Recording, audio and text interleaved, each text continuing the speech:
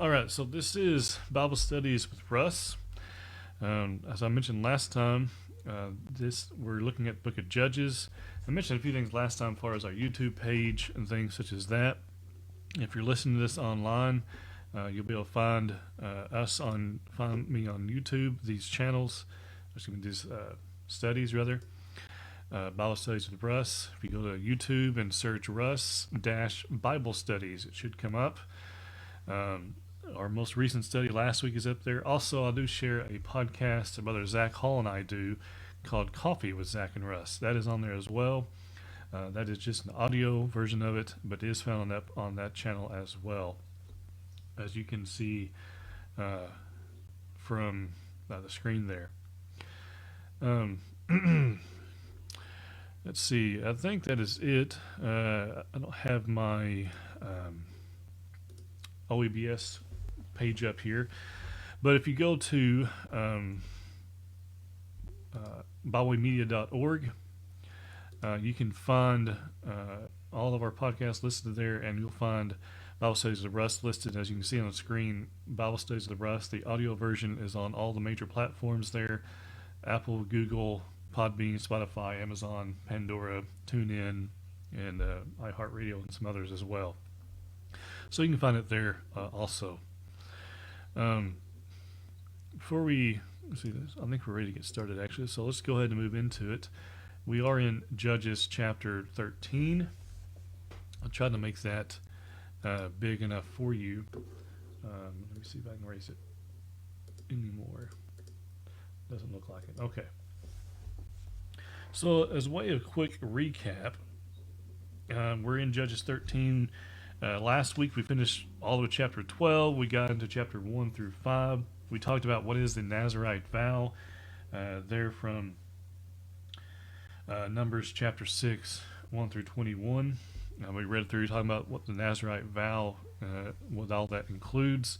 And so you can go back and look at Numbers 6, 1 through 21 to look at that as well. But we're looking now at verse, so we got through verse 5. Verse 5 is the last verse we read. For behold, he shall conceive and bear a son, and no razor shall come upon his head, for the child shall be a Nazirite to God from the womb. And he shall begin to deliver Israel out of the hand of the Philistines. So now we're going to be in verse 6. Excuse me, verse 6, which says, So the woman came and told her husband, saying, A man of God, pull this down a little bit, man of God came to me, and his countenance was like the countenance of the angel of God, very awesome, but I did not ask him where he was from, and he did not tell me his name. So the strangers we find here began by revealing his knowledge of the circumstance in the life of the godly wife. She was barren. As we'll look here, verses 6 and 7. That, however, was about to change. She would conceive give birth to a son. And in preparation for the birth of the son, the woman was to be careful not to drink any strong drink or eat any unclean thing. The son was to be a Nazirite to God from the womb. God would use the consecrated man to begin to deliver Israel from the hands of the Philistines. The woman then reported, as we find here in verse 6, the incident to her husband. She described her visitor as a man of God. This was terminology commonly applied to prophets.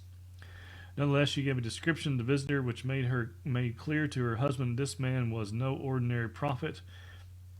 His appearance was like the angel of God, very awesome. Look at verse 7 there. And he said to me, Behold, you shall conceive and bear a son. Now drink no wine, nor similar drink, nor eat anything unclean, for the child shall be a Nazirite to God from the womb to the day of his death. Verse 7.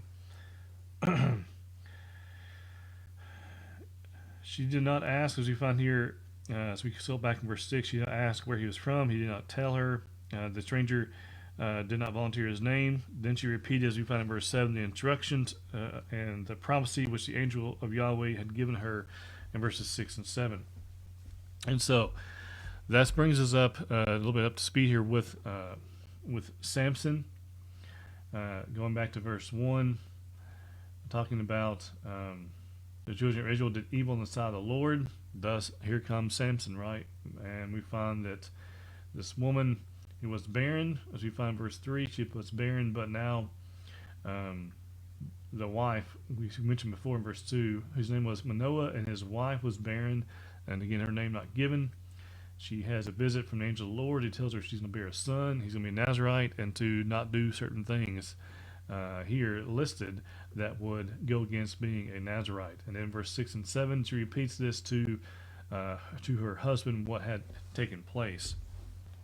Now, as we go back to our outline here,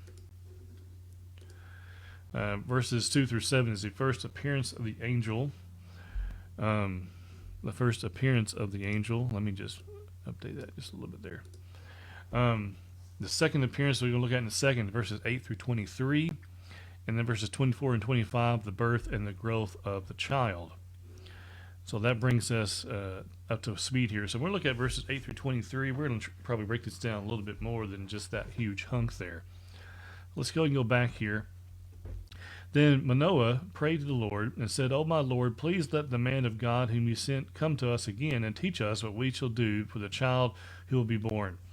You know, when I read this, I think of a man who just is very sincere. You know, the idea they're not wanting to do anything wrong, not wanting to go against God, and so he is wanting. I think, at least to me, when I read this, I see sincerity there in verse 8. I mean, you think about it, you put yourself in his position, if you can even begin to imagine what that would be like. An angel Lord coming to you, tell you you're going to have a son, he's going to deliver this nation is doing evil. He's going to deliver them. But not to do certain things. And so the husband here in verse 8 prays to the Lord. And he says, "Oh my Lord, please let the man of God whom you sent come to us again and teach us what we shall do with the child who will be born." I don't think it's the idea that we should not look at this and think, well, the angel Lord didn't tell him enough. No, it's the idea there, I think, of being wanting to be crystal clear and be completely careful in everything he did, that this man here prays to God.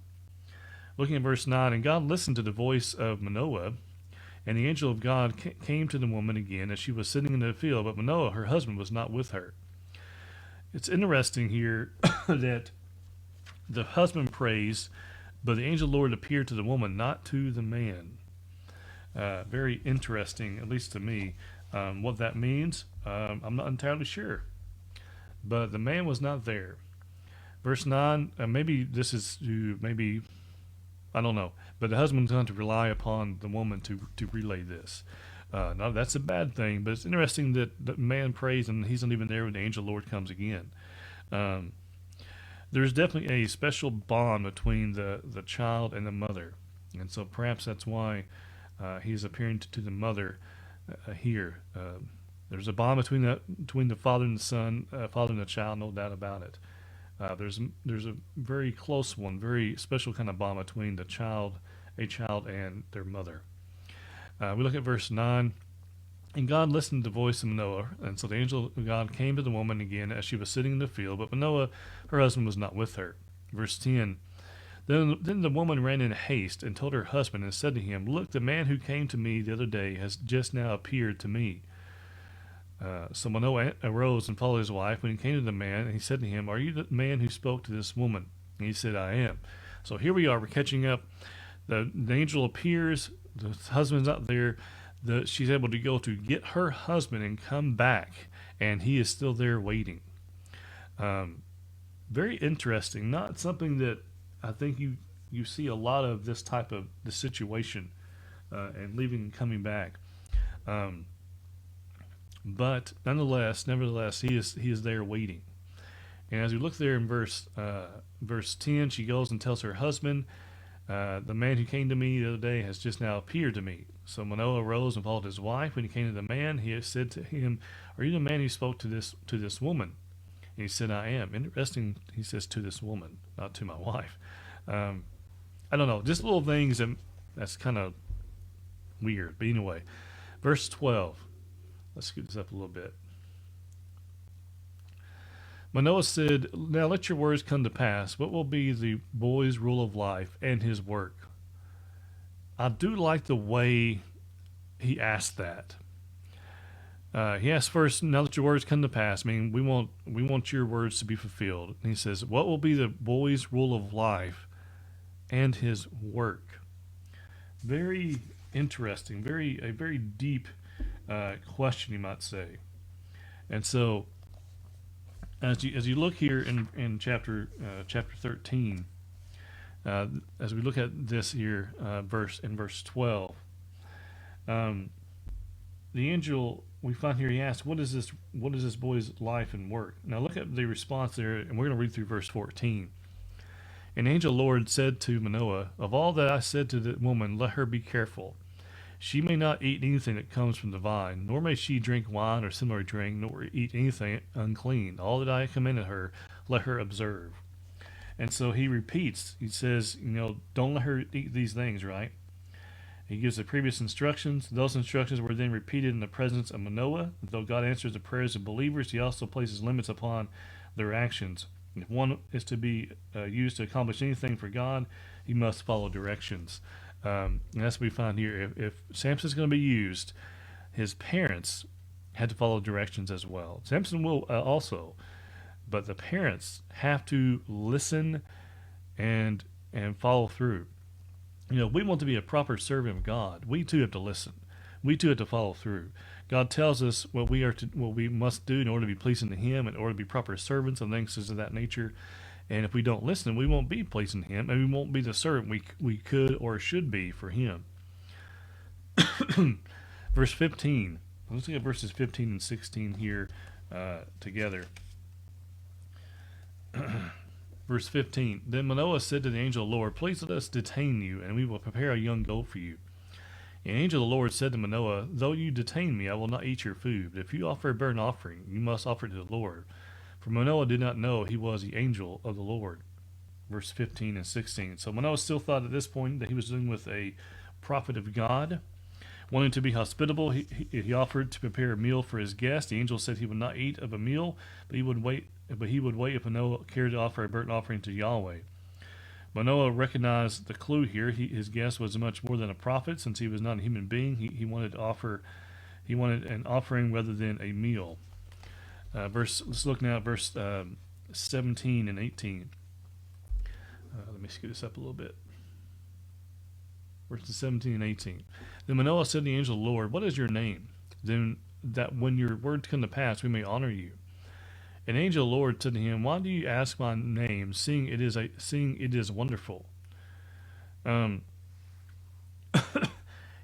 Let's continue for just a second. So Manoah took the young goat with the grain offering and offered it upon the rock of the Lord, and he did a wondrous thing while Manoah and his wife looked on. It happened as a flame went up toward heaven from the altar that the angel of the Lord ascended into in the flame of the altar. When Manoah and his wife saw this, they fell on their faces to the ground. And so, they fell on their face to the ground, verses 17 through 20. They want to know, he wants to offer up something to, he says, what is your name, that when your words come to pass, we may honor you? And the angel of the Lord said to him, why do you ask my name, seeing it is wonderful? Is it wonderful his name, or is it wonderful the things he's going to do? The things that God's going to do that the angel of the Lord has revealed to him, right? He never learns the name, does he? So Manoah took the young goat with the grain offering and offered it up upon the rock to the Lord, and he did a wondrous thing while Manoah and his wife looked on. Verse 20, what happened as the flame went up, he disappeared, he went into the flame, and he ascended, right? The Bible says the angel of the Lord ascended in the flame of the altar. You picture a flame coming up and the angel of the Lord just going, how did it happen? I have no idea. It happened as a flame went up toward heaven. From the altar, the angel of the Lord ascended in the flame of the altar. I can imagine in some way maybe what happened. His body changed, his form changed, and he went in that form, went into the flame, and he went up.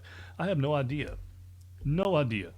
How do you explain the amazing things that God and God's servants do? And God's messengers, like the angel. That's what the word angel literally means, is messenger. That's really all it means. When someone says, he's an angel, you could say, well, if you mean he's a messenger who brings a message from God. Yeah, I guess you could say that. In a non-miraculous way, we could say that some people are messenger or quote-unquote angels, so I wouldn't use that term because people get very confused with that. But an angel just simply means a messenger. And so this messenger of God, and this angel of the Lord, this messenger of the Lord, did not reveal his name, and then he ascends up into heaven in the flame of the altar, and he did it in front of them, which means why did he do it in front of them? One, if they saw it with their own eyes, they couldn't deny what happened. Um, they couldn't try to convince themselves, well, that's really not what happened. It happened right in front of them, right in front of them. Um, Amazing, amazing things, right? And it's interesting how the Bible says here, and he did a wondrous thing while Manoah and his wife looked on. No doubt, a wondrous thing. How else would you describe that? It's incredible. There's no movie special effects there. This was the real deal, so to speak, right? Verse 20 says here, and it happened when this happened, and when Manoah and his wife saw this, they fell on their faces to the ground. Latter part of verse 20 there. Verse 21 says, when the angel of the Lord appeared no more to Manoah and his wife, then Manoah knew that his wife knew that he was the angel of the Lord. He wasn't just some man. He wasn't a prophet coming physically, but he was the angel of the Lord. Based on I think everything he's seen, right? Verse 23. But his wife said to him, if the Lord had desired to kill us, he would not have accepted a burnt offering and grain offering from our hands, nor would he have shown us all these things, nor would he have told us such things as these at this time. Verse 22 and 23. And so Manoah is portrayed as being much more confident, much more calm and logical here. If God intended to slay them, he would not have, one, accepted the sacrifice, two, performed wonders, nor would he revealed good tidings. So here again, as frequently in Judges, the godly wisdom of woman outshines that of the men surrounding her. Now, those are the words of James Smith. I would say that here the woman points out to the man that if God wanted to kill us, he would have done it. No doubt. I mean, men can be men can be slow to pick up on things, and women can pick up on things quicker at times. I mean, we know that. It goes back and forth, right? Um, and so I don't know about the phrase here that godly wisdom of a woman outshines that of the men surrounding her frequently through Judges. I wouldn't go that far. I'm not saying there's not good women here in Judges, but to say as if it's happened repeatedly, I don't know about that. But here in this situation in Judges 13, the woman was much more on the ball, so to speak, than her husband. You'd think her husband, who was named, and the wife was not. She was on the ball, and she reinforces the truth. Look, if the Lord wanted us dead, we'd be dead. And so let's move up here. Verse 24. So the woman bore a son and called his name Samson, and the child grew, and the Lord blessed him. And the Spirit of the Lord began to move upon him at Manaah, Dan, between Zorah and Eshtaol. And I do apologize if that is hard to read. I've been trying to get these highlights off of here, and it is not being cooperative. But anyway, so we look at verse 24 and 25. As predicted, the woman gave birth to a son. She named him Samson, which means sunshine, or perhaps sunny for short. His birth meant the dawn of a new day in the house of Manoah and for Israel. The childhood of Samson is passed over in silence. The text simply says the child grew and Yahweh blessed him. As he came into his adult years, the Spirit of Yahweh began to stir him in Mahedian, a nearby place in Judah. This was the first of many times when Samson received overpowering impulses from the Spirit of God, which drove him on and enabled him to perform amazing feats of strength. And so there you have it. The Spirit of the Lord moved upon him, began to move upon him. There, Judges 13, verse 25. Now, we're actually going to go and stop there for today. And I like to be able to look more at chapter 14, look more in depth. And so we're going to go and stop there today. We're at about 20 minutes. Lord willing, next week we will look at, actually next week's maybe it'll either be pre-recorded and won't be live, or it'll just be postponed until after the first of the year. But next time we come back together, we'll be looking at Judges chapter 14. I do have a brief outline for that here, but again, we're not going to look at it today. Judges 14, you have the attraction trip, 1 through 4. You have the arrangement, 5 through 7. You have the celebration trip, 8 through 18. And you have the vengeance trip, 19 through 20. That's your brief outline of Judges chapter 14. Okay, we're going to go ahead and stop there today. I do thank you for your time and for your attention. I hope this has been encouraging to you. Hopefully, it has been something that has been beneficial, and hope you'll share this with others. Again, you can find Bible Studies with Russ on Bible Media on various major platforms as well, podcast platforms, and then again also on YouTube as well at Russ-Bible Studies. So I do thank you for being here today. Hope you enjoyed the study. Hope to see you again next time.